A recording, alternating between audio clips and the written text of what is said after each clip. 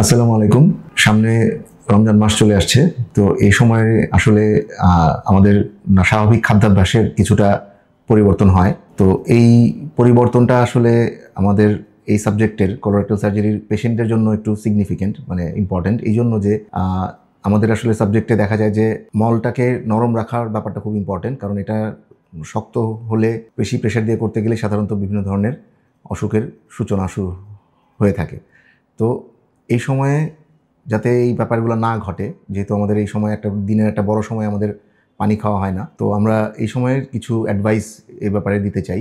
তো যেটা প্রথম কাজ সেটা হচ্ছে যে ইফতারের পর থেকে সেহরি পর্যন্ত আমি ব্যক্তিগতভাবে সাজেশন করি হচ্ছে যে প্রতি 1 ঘন্টায় মিনিমাম 1 গ্লাস করে পানি অবশ্যই খেতে হবে, যতক্ষণ জেগে থাকবেন ইফতার থেকে সেহরি পর্যন্ত। প্লাস ইফতারের সময় আমাদের সবচেয়ে পপুলার যে খাওয়াগুলো সেগুলো সবগুলোই আসলে ভাজা পোড়া জাতীয় খাওয়া, বুট ভুনা, পেঁয়াজু, বেগুনি, বড়া।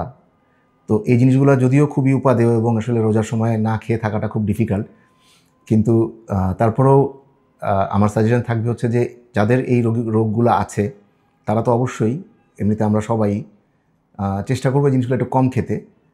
এই জায়গাতে আসলে এর পরিবর্তে পাতলা খিচুড়ি অথবা সুজি বা জাউ, মানে যেগুলো খেলে আসলে মল শক্ত হওয়ার চান্স কম থাকে, এগুলোর পরিমাণটা একটু বাড়িয়ে ভাজা পোড়ার পরিমাণটা যথাসম্ভব কমানো গেলে এটা আসলে স্বাস্থ্যের জন্য উপকারী।